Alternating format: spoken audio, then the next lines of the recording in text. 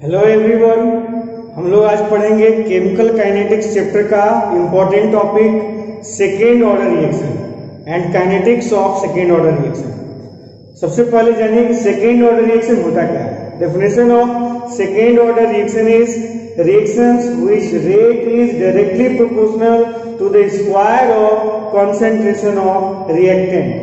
If one reactant is present in the reaction and the rate of reaction is directly proportional to the square of concentration of that reactant, then the reaction will be second order. Or if more than one reactants are present and rate is directly proportional to the concentration of two reactants, and their sum of coefficient will be equal to 2, then reaction will be also called second order reaction. अगर दो reactant हैं तो अगर उसमें दोनों reactant से के power 1 है और उसके डायरेक्टली प्रोपोर्शनल है रेट, तो उनके पावर को ऐड कीजिएगा तो 1 और 1 कितना हो जाएगा 2, तो वो भी सेकेंड ऑर्डर रिएक्शन होगा। यानी सेकेंड ऑर्डर रिएक्शन का दो टाइप है। फर्स्ट टाइप है in case of one reactant और सेकेंड है in case of more than one reactant. इन्हीं दो टाइप के आधार पे डेफिनेशन भी आप दो तरह से लिख सकते हैं। देखिए, reaction which rate is directly proportional to square of concentration of reactant, वो इसके आधार पर। अगर मान लीजिए एक रिएक्शन है 2N2O gives 2N2 plus O2। देखिए, एक ही रिएक्टेंट है, इसका रेट लिखा गया एक्सपेरिमेंट से, यहां से देख के नहीं, एक्सपेरिमेंट से लिखा गया इसका rate equation, rate equal to K into N2O का पावर 2।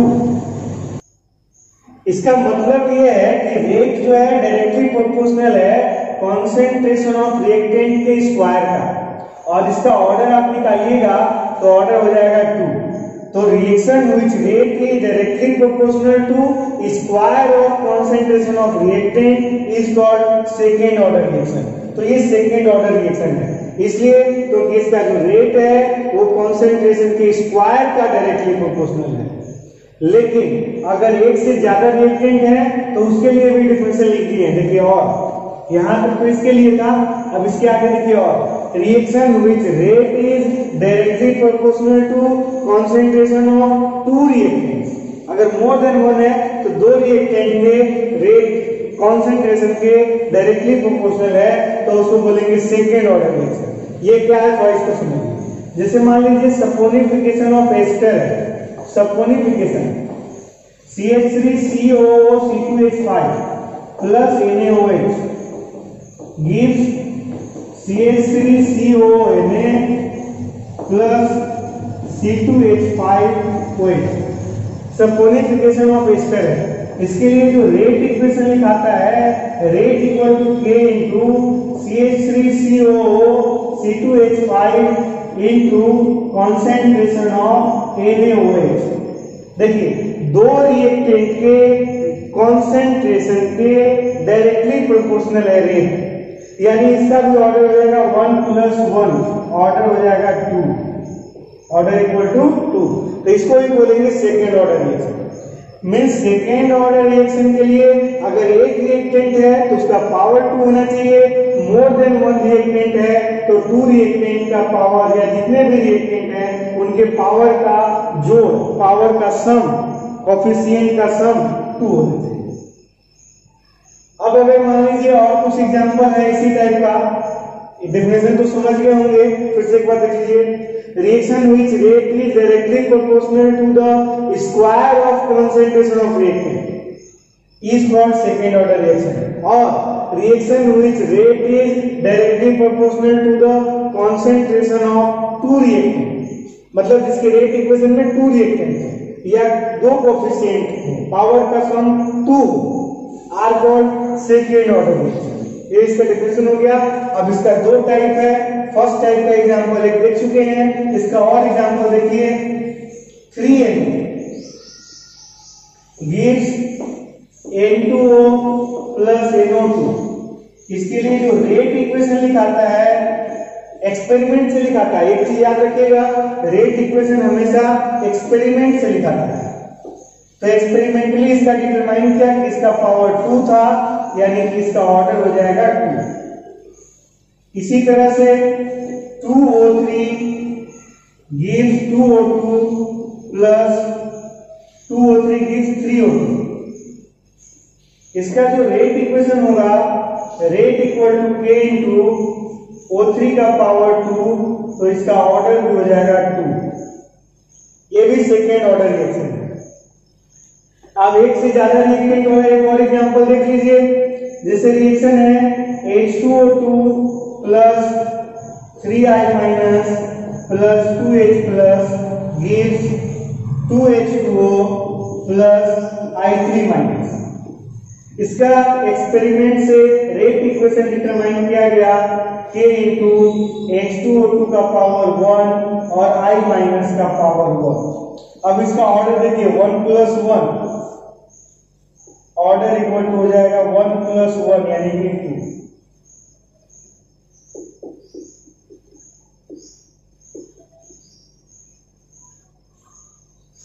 तो ये हो गया सेकेंड ऑर्डर रिएक्शन। इसको पहले डेफिनेशन और एग्जांपल नोट कीजिए, इसके बाद इसका काइनेटिक्स पढ़ते हैं।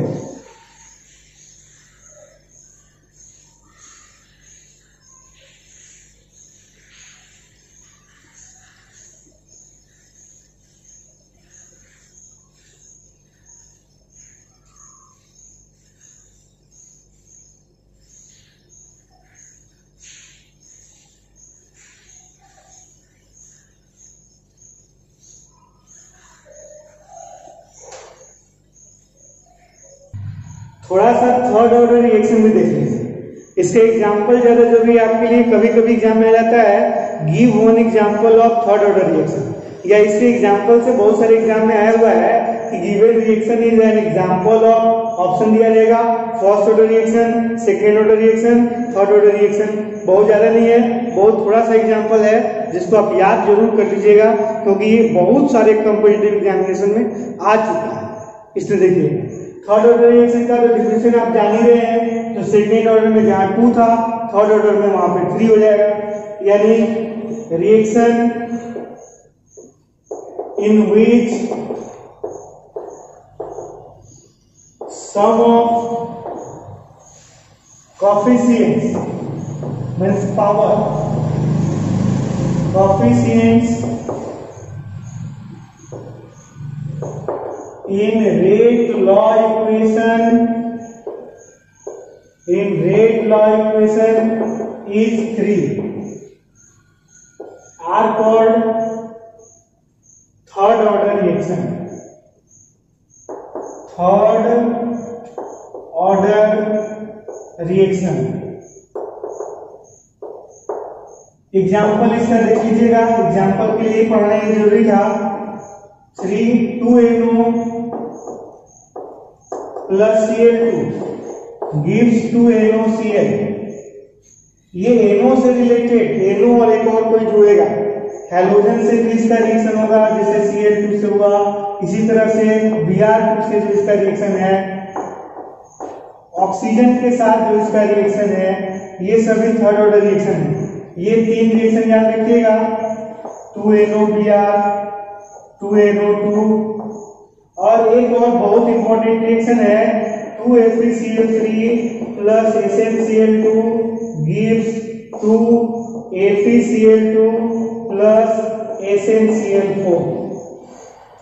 ये 4 जो हैं इनका अगर आप रेट इक्वेशन लिखिएगा, देखिए क्या लिखेंगे, rate equal to K into NO का पावर 2 और Cl2 का पावर 1, यानी ऑर्डर हो जाएगा 3। इसी तरह से इन सभी का लिख लीजिएगा। क्या होगा बोलिए, ये अपने से लिखा जाता है, एक्सपेरिमेंट से देखा गया कैसा होता है। Rate equal to K into NO का पावर 2 और Br2 का पावर 1, तो इसका भी ऑर्डर हो जाता है 3। इसके लिए भी rate equal to K into NO का पावर 2 और O2 का पावर 1, यानी इसका भी ऑर्डर हो जाता है 3। इसके लिए जो रेट होता है K इंटू FeCl3 का पावर 2 और SnCl2 का पावर 1, यानी ऑर्डर हो जाता है 3। ये हो गया थर्ड ऑर्डर का डेफिनेशन और एग्जांपल। बाकी इंटीग्रेटेड रेट इक्वेशन में जो सेकेंड ऑर्डर में पावर जहाँ पे 2 था वहां पे पावर 3 लेके बनाइएगा, वही हो जाएगा।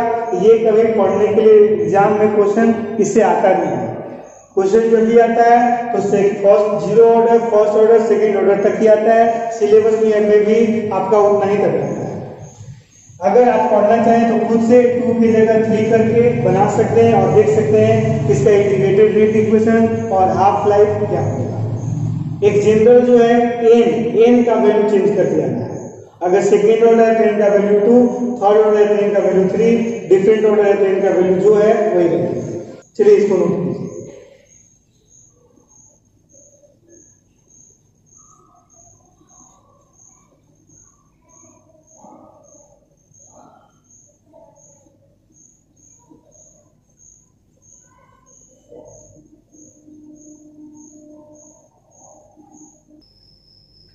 आइए देखते हैं kinetics of second order reaction. इसमें हम लोग सबसे पहले देखते थे इंटीग्रेटेड रेट इक्वेशन, इसके बाद हाफ लाइफ भी देखेंगे, ग्राफ भी बनाएंगे। तो सबसे पहले देखिए इंटीग्रेटेड रेट इक्वेशन। एक चीज ध्यान दीजिएगा कि ये सेकेंड ऑर्डर रिएक्शन का जो काइनेटिक्स है, आगे जो भी होगा थर्ड ऑर्डर हो गया, एन ऑर्डर हो गया, सबका काइनेटिक्स इसी फॉर्मूला पे चलेगा, यानी ये सबके लिए बेस क्रिएट करेगा। तो इसी से सब होगा। देखिए इंटीग्रेटेड रेट इक्वेशन लिखना है, सबसे पहले तो हम लोग वैसे रिएक्शन के लिए चल रहे हैं जिसमें 1 रिएक्टेंट लिखा है। ज्यादातर क्वेश्चन उसी से आता है, इसलिए पहले उसी पे ध्यान देंगे। 1 से ज्यादा रिएक्टेंट के लिए फिर अलग निकालेंगे, लेकिन फिलहाल हम लोग 1 रिएक्टेंट वाला एग्जाम्पल पे चलते हैं। तो देख लीजिए, मान लेते हैं कि रिएक्शन है R gives P,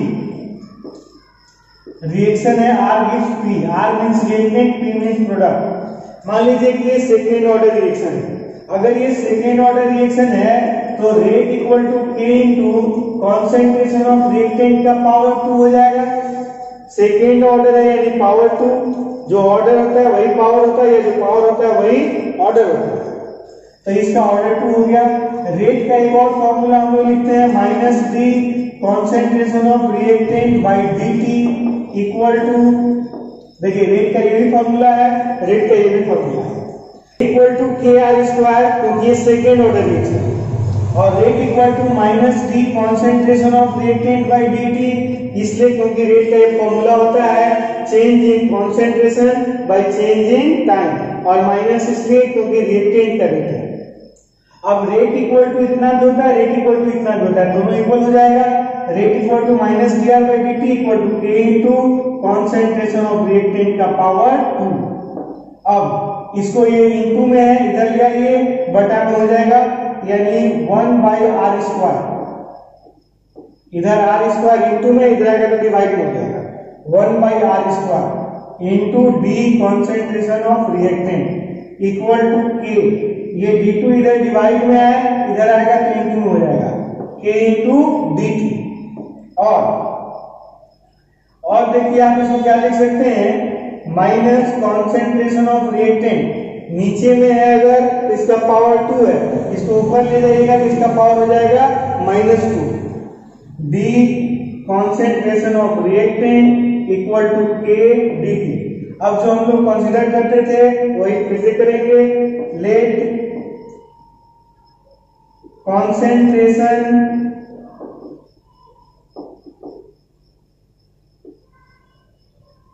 at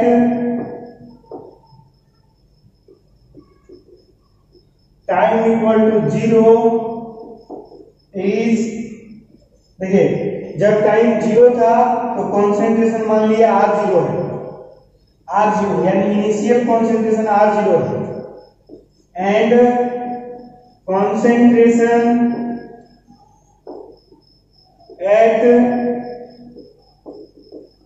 time equal to t, जब टाइम t हुआ तो कॉन्सेंट्रेशन मान लिए इज R। जब t टाइम है तो कॉन्सेंट्रेशन R है, जब 0 टाइम है तो कॉन्सेंट्रेशन R0 है। ये हम लोग मान रहे हैं, ये हम लोग कंसीडर कर रहे हैं।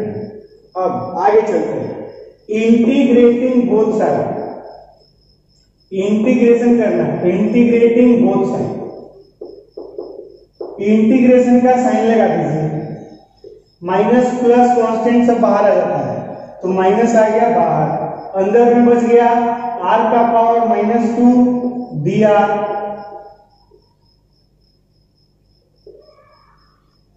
इक्वल टू इंटीग्रेशन का साइन, k कांस्टेंट है, k बाहर आ गया, इंटीग्रेशन ऑफ dt। अब इसमें कौन सा फॉर्मूला लगेगा बताइए इंटीग्रेशन का? Integration of x to the power n dx equal to होता है x का power n+1 by n+1। Formula नहीं जानते हैं तो याद कर लीजिए, integration of dx equal to होता है x, integration of 1 by x dx equal to होता है ln x या log x। लिमिट अगर है यहाँ पे x1 और x2 तो लिमिट भी साथ में चलेगा x1 और x2। अगर इसका लिमिट 0 और x है तो ये भी साथ में चलेगा 0 और x, जो भी लिमिट है वो साथ में चलेगा। अगर इसका लिमिट है x1 x2 तो यहाँ भी आ जाएगा x1 x2। लिमिट सोल्व करने का तरीका बताए हैं, एक बार अपर लिमिट का वैल्यू रखता है x, माइनस देके लोअर लिमिट का वैल्यू रखता है 0, सब में वैसे ही होता है। ये इंटीग्रेशन का फॉर्मूला है जो कि आपको first order reaction, zero order reaction, second order reaction, N order reaction सब में काम देगा, और सेकेंड या एन तक ये वाला काम देगा। देखिए x का पावर n वाला फॉर्मूला, अगर सेकेंड ऑर्डर है तो n का वैल्यू यहाँ पे देखिए 2 है, अगर थर्ड है तो वहां 3 हो जाएगा, जो भी ऑर्डर है वही वहां पे पावर हो जाएगा। अब चलते हैं फॉर्मूला पर, माइनस तो जो का तो रहेगा। अब इंटीग्रेशन ऑफ x का पावर n dx बराबर क्या होता है? देखिए x का पावर n+1, x यानी कि r का पावर -2+1 बाई n+1 यानी -2+1। लिमिट साथ में चलेगा। अच्छा लिमिट लिखना, देखिए लिमिट छोड़ चुके हैं। लिमिट dt का, टाइम का लिमिट है 0 से t, और कॉन्सेंट्रेशन का लिमिट क्या था? r0 से r। पहले लिमिट लिख लीजिएगा तब इंटीग्रेशन कीजिएगा। अब इंटीग्रेशन कर लिए, इधर वाले का देखेंगे कि इंटीग्रेशन ऑफ dx बराबर x, तो इंटीग्रेशन ऑफ dt बराबर t। अब लिमिट लिखते हैं, देखिए इसका लिमिट है r0 लोअर लिमिट और अपर लिमिट है r।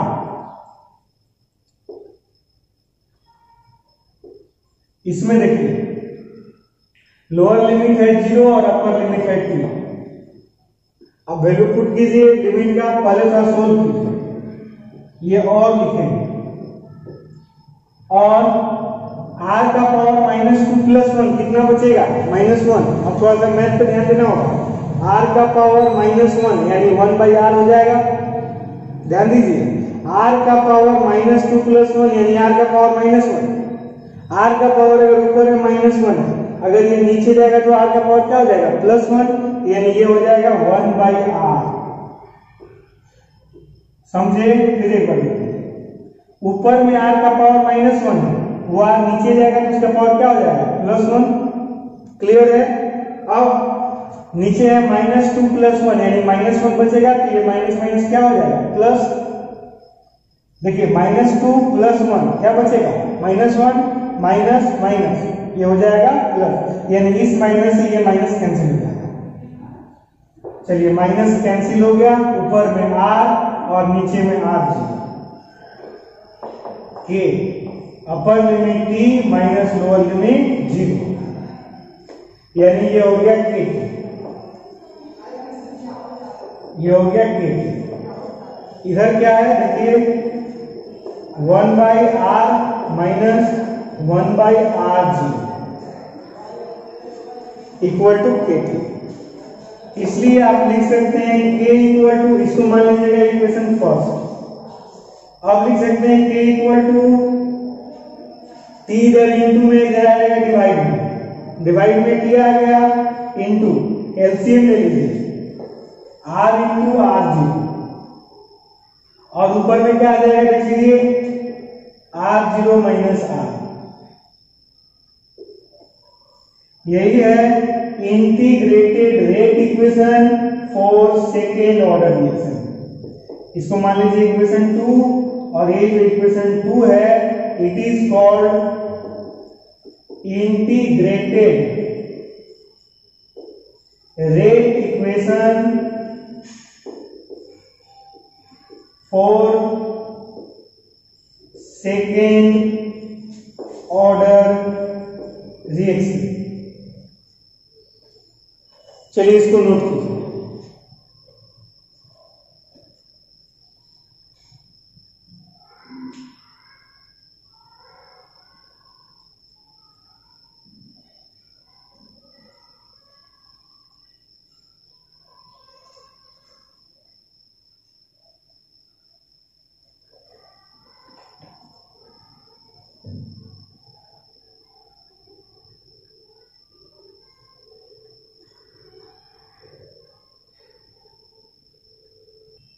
अब चलिए देखते हैं half life of second order reaction. सबसे पहले तो हम लोग को फॉर्मूला जो था वो लिख लीजिए। Kt इक्वल टू था, इक्वेशन फर्स्ट याद कीजिए, Kt इक्वल टू था 1/r minus 1/r0। Second order के लिए इक्वेशन फर्स्ट यही था, Kt equal to 1/r minus 1/r0। अब अगर t इक्वल टू निकालना हो तो क्या हो जाएगा, देखिए, या फिर एक फॉर्मूला जो सेकेंड था उसे चलिए, k इक्वल टू था r0 minus r by t into r0। अब t को यहां ले आइए, k को यहां ले आइए, तो हो जाएगा t equal to r0 minus r by k into r0। ये इंटीग्रेटेड रेट इक्वेशन है सेकेंड ऑर्डर रिएक्शन का। अब हम लोग आते हैं हाफ लाइफ में। तो in half life t equal to t half और r equal to r0/2।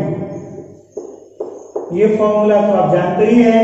Half life का एक इक्वेशन होता है कि जब concentration of reactant initial concentration का हाफ हो जाए, डिवाइडेड बाई 2 हो जाए, तो उसी टाइम को t हाफ कहते हैं। हाफ लाइफ का फॉर्मूला रख लिया, तो t की जगह पे हो जाएगा t हाफ, r0 तो r0 ही रहेगा, r की जगह पे हो जाएगा r0/2 by k into r की जगह पे लिखना होगा आपको r0/2 और यहाँ पे r0। इसको सोल्व कीजिए। t हाफ इक्वल टू, देखिए एलसीएम लीजिए, 2 यहाँ पे 2r0 माइनस r0 और नीचे में देख लीजिए k इंटू r0 का स्क्वायर बाई 2 और सोल्व कीजिए इसको। और t हाफ इक्वल टू, देखिए यहाँ के बाद यहाँ लिख रहे हैं t हाफ इक्वल टू, ऊपर में देखिए 2r0 माइनस r0, 1r0 बचेगा यानी r0/2। और ये जो डिवाइड में है इसको इंटू में ले जाते हैं, इंटू में ले जाइएगा तो उल्टा हो जाएगा, यानी 2 ऊपर चला जाएगा और kr0 स्क्वायर नीचे आ जाएगा, kr0 स्क्वायर। r0 से इसका एक स्क्वायर कैंसिल हो जाएगा, देखिए, और 2 से 2 कैंसिल हो जाएगा, तो आपके पास बचेगा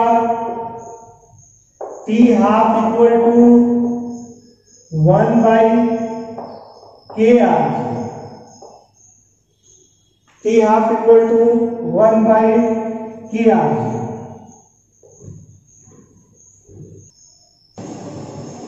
एक और चीज इसमें देखिएगा, जो इसका t का इक्वेशन है t equal to r0 minus r by k into r0।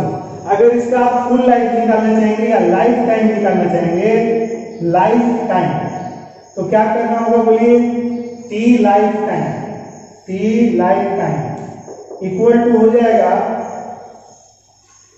r0 minus r की जगह पे क्या लिखना होगा, 0, क्योंकि लाइफ टाइम का मतलब वही है जब कॉन्सेंट्रेशन ऑफ रिएक्टेंट 0 होता है, तो कॉन्सेंट्रेशन ऑफ रिएक्टेंट क्या हो गया, 0 बटा k इंटू r की जगह पे 0 इंटू r0।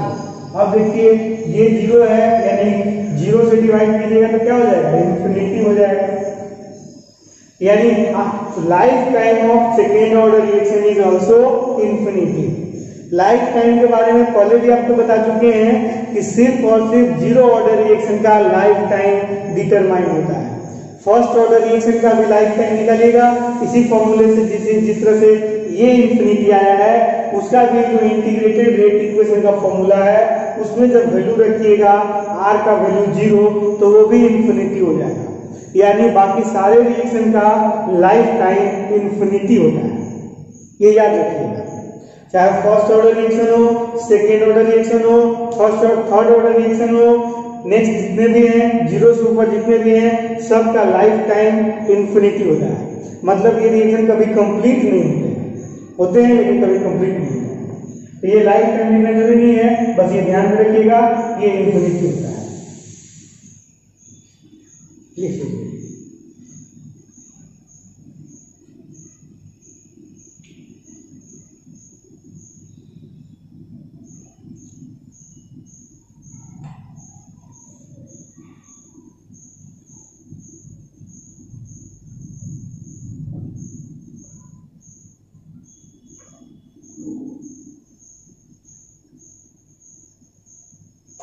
चलिए अब देखते हैं graph of second order reaction.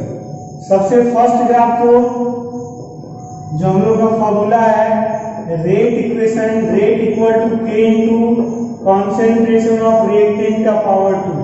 सबसे पहले इसके लिए ग्राफ निकालें। एक तरफ आपको लेना होगा रेट और एक तरफ कॉन्सेंट्रेशन। रेट और कॉन्सेंट्रेशन अगर y इक्वल टू x हो, y इक्वल टू x और x और y के बीच में ग्राफ खींचना हो, y equal to x square है ना, y equal to x square हो और x और y के बीच में ग्राफ खींचना हो तो वो ग्राफ कुछ इस तरह से जाता है।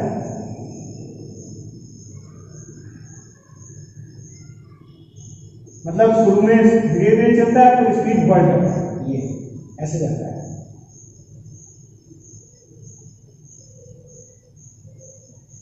थोड़ा सा तो मैथ आपका स्ट्रॉन्ग होना चाहिए, मैथ स्ट्रॉन्ग नहीं है फिर भी आप तब याद कर लीजिए कि ऐसे होगा। y equal to x square का ग्राफ देखिए ये ऐसे जाता है, कर्व होगा कर्व। स्टार्टिंग में स्पीड कम रहेगा, स्पीड बढ़ते जाएगा बहुत तेजी से बढ़ेगा इस तरह से। अगर r का पावर 3 होता यानी थर्ड ऑर्डर रिएक्शन होता तो ग्राफ ऐसे जाता और तेजी से बढ़ता। जैसे जैसे पावर बढ़ते जाएगा ये ग्राफ जो है और तेज हो जाएगा और जल्दी ऊपर जाएगा। तो ये हो गया ये इसके लिए रेट और कॉन्सेंट्रेशन। एक और ग्राफ हम लोग खींचते हैं इंटीग्रेटेड रेट लॉ कहलाता है। तो इंटीग्रेटेड रेट लॉ हम लोग का क्या था याद कीजिए, 1/r minus 1/r0 equal to था kT। तो ऐसा कीजिए 1/r0 उधर भेजिए तो 1/r equal to kT plus 1/r0 equation first से। इंटीग्रेटेड रेट इक्वेशन का जो इक्वेशन फर्स्ट था उसके आगे अब इसको ले लीजिए y equal to mx plus c। Straight line graph आएगा क्योंकि y equal to mx plus c को कंप्लीटली सेटिस्फाई कर रहा है ये इक्वेशन। तो इसका ग्राफ ले लीजिए, ये हो गया y, ये हो गया x, ये ग्राफ होगा। अच्छा पॉजिटिव स्लोप है, देख लीजिए स्लोप क्या है पॉजिटिव, इसलिए ये ग्राफ ऊपर गया।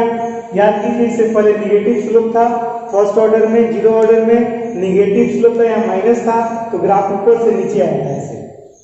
और इसमें देखिए पॉजिटिव है इसलिए ऊपर गया।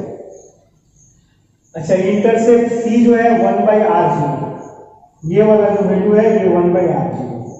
y के जगह पे क्या है 1/r, x के जगह पे क्या है t, और स्लोप जो है इसको अगर इस तरह से देखिएगा तो एंगल है थीटा, स्लोप इक्वल टू होता है tan थीटा और tan theta equal to slope equal to क्या है k। n होता है स्लोप, स्लोप के जगह पे क्या है k, स्लोप हो गया k। और इसका इक्वेशन हो गया 1/r equal to KT plus 1/R0। ये ग्राफ, ये मेन ग्राफ है, याद रखना होगा। तो ये दोनों ग्राफ इंपॉर्टेंट है, इसको याद रखिएगा। एक चीज और याद रखिएगा कि इसमें 1 बाई कॉन्सेंट्रेशन और टाइम के बीच में ग्राफ होता है। इससे पहले फर्स्ट ऑर्डर रिएक्शन में कॉन्सेंट्रेशन और टाइम के बीच में ग्राफ होता था। फर्स्ट ऑर्डर में इसके बीच में लॉग कॉन्सेंट्रेशन और टी के बीच में भी ग्राफ होता था। फर्स्ट ऑर्डर में लॉग कॉन्सेंट्रेशन ऑफ रिएक्टेंट और टी के बीच में भी ग्राफ होता था, कॉन्सेंट्रेशन ऑफ रिएक्टेंट और टी के बीच में भी ग्राफ होता था, और जीरो ऑर्डर रिएक्शन में कॉन्सेंट्रेशन ऑफ रिएक्टेंट और टी के बीच में भी ग्राफ होता था। अब ये क्या क्या बोल रहे हैं, ये बोलने से और सुनने से समझ में नहीं आया। इसके लिए आपको फिर से जीरो ऑर्डर रिएक्शन का ग्राफ देखना होगा और फर्स्ट ऑर्डर रिएक्शन का ग्राफ देखना होगा। तो एक बार फिर से आप इसको देखने के बाद जीरो ऑर्डर और फर्स्ट ऑर्डर रिएक्शन का ग्राफ जरूर देखिएगा ताकि पूरा क्लियर हो जाए। एक बार फिर से जीरो ऑर्डर, फर्स्ट ऑर्डर और सेकेंड ऑर्डर का काइनेटिक्स अगर आप देख लीजिएगा तो इसमें समझने में जो भी डाउट होगा वो सारा क्लियर हो जाएगा। जब एक पढ़ते हैं तो थोड़ा डाउट होता है, दूसरा पढ़ते हैं तो डाउट क्लियर होता है, और तीसरे में डाउट पूरी तरह से क्लियर हो जाता है। अगर इसी तरह से काइनेटिक्स हम आगे पढ़ाने वाले तो नहीं है, लेकिन बता दे रहे हैं कि आप कैसे पढ़ सकते हैं, या अगर पढ़ने का मन हो तो क्या करेंगे। अगर मान लीजिए थर्ड ऑर्डर का काइनेटिक्स करना हो तो जहां जहां n का वैल्यू 2 था वहां n का वैल्यू 3 हो जाएगा और सेम तरीके से बनेगा। लेकिन आपको वो पढ़ना नहीं है, आपके लिए इतना सफिशिएंट है जो आपको बता देंगे। अब ये सेकेंड ऑर्डर तक कंप्लीट करने के बाद आप लोग न्यूमेरिकल बनाइएगा। नेक्स्ट वीडियोस में न्यूमेरिकल बनाना शुरू करेंगे। नेक्स्ट 2, 3, 4 जितना वीडियो तक जाए न्यूमेरिकल्स बताएंगे, केमिकल काइनेटिक्स चैप्टर का, ऑर्डर ऑफ रिएक्शन और इंटीग्रेटेड रेट इक्वेशन और हाफ लाइफ से रिलेटेड। तो इसको जल्दी से नोट कीजिए।